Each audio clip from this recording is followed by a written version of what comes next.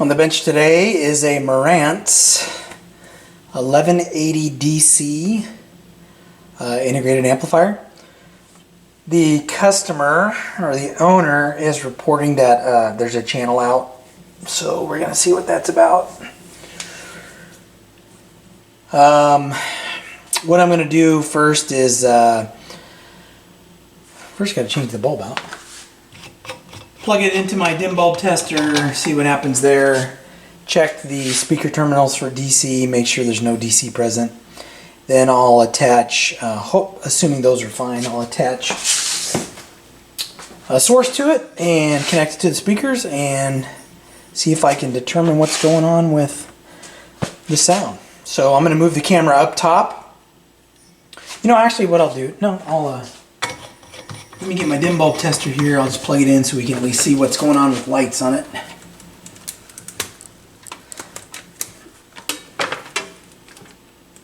Alright. So volume's down. So that looks good. Peak lights, red light. It looked like one of those peak lights was out. Let's see. Let's see what happens. Oh no, they both came on. Alright, so far so good on the dim bulb. It has a protection circuit.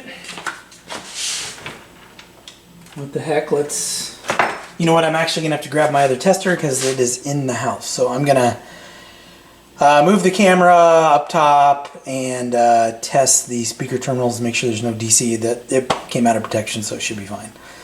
So let's, you know what? Yeah, let's just connect to the speaker wires and see what happens. No, let's not do that. Let me go grab my multimeter just to be safe. So let me move the camera, grab my multimeter, and I'll be back. So system 1 and system 2, like there's no DC. I mean, it's 14 millivolts. I mean, should be 0. Very close to 0. So let's I'm gonna go ahead and disconnect my probe. I'm not worried about blowing my speakers up. I'm gonna connect my power source or my music source to it. Man, it's too early in the morning. It's actually almost 9 o'clock, but this is actually project number 3 for the morning, or 4 for the morning. I've been doing this for a couple hours. All right.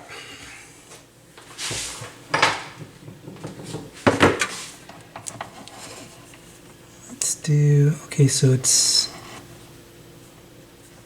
interesting. I don't see any jumpers back here, but that doesn't mean anything. The AC coupling button or the button for AC and DC coupling is moved to AC. Let's see if I can get some music going. Okay, so. When the sun goes down and the moon comes up. Alright, got the Cramps playing today.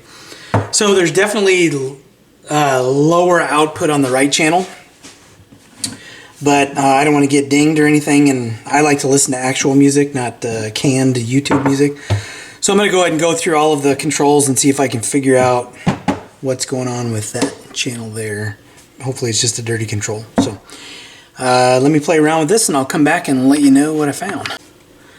Alright, mystery was solved. It was a dirty, or it seems to be a dirty muting button. So as soon as I hit the muting button, oh, I don't know why that's doing that now. So let me disconnect this, turn this down. When I hit the muting button, the right channel came in just fine.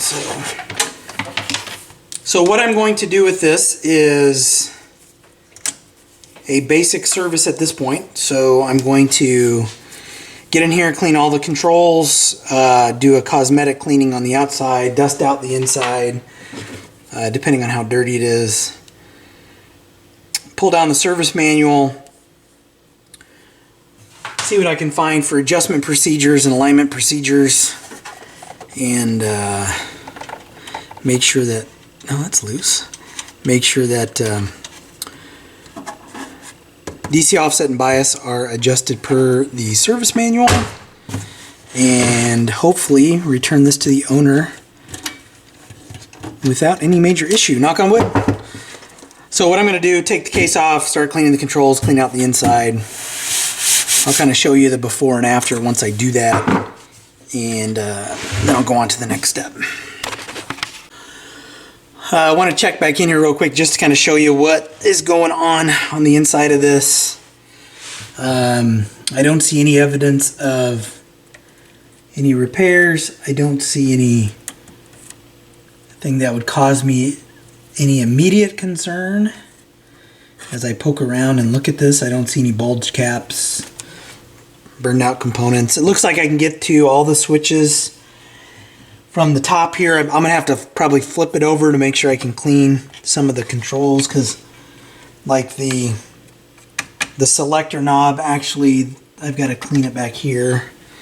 So I'm going to have to kind of do a, flip this over and around and all that kind of stuff to make sure it's clean. Not too bad in terms of dust and debris on the inside. I am going to blow this out though. Yeah, I mean, it's not horrible. Looks to be in decent shape. It's a nice integrated amp. I'm not a big Marantz integrated amp person, but this one's pretty nice. It's chewed up a little bit, some scratches on the knobs, gouges in the face. I mean, it's not pristine, but yeah, heavy. It's a heavy sucker for being such a physically small integrated amp. So anyway, I'm just rambling now. So I'm gonna get into cleaning all these controls. The reason why I haven't been filming those things is, number one, I like to listen to the radio when I work. So, and if I speed through stuff, I have to have no sound, and that's just kind of lame. So if I'm taking something apart, I'll probably, shoot my disassembly just so I can see where everything goes. Because sometimes I disassemble and then I've got to go to work and then I don't touch it for a day or two. So, but like for this part, I'm not going to film that. So let me jump into this and check back in when I'm done cleaning. The controls. All right, so I printed up the alignment instructions for the amp. I've already got it attached. I've done the right channel. I'm doing the left channel now. So here's the adjustment pot. It's not that far off. You can kind of see some of the instructions were cut off. This is how it was posted online. So I'm going from left to right. From black on negative, red on positive for each speaker terminal. This is the adjustment pot. And make sure that goes the right way. Yeah. It was at 0. And it's going to fluctuate, right? So this is the left channel adjuster. This is the right channel adjustment pot. I'm going to let it run for about 15 minutes. It seems to adjust to 0 volts DC. Okay, and I don't see any other alignment instructions in the service manual. This is it. It says power amplifier adjustment. This is offset adjustment and nothing else. So that's all I'm going to do on this for right now. This is going to run. I'm going to let it idle for a little bit, and then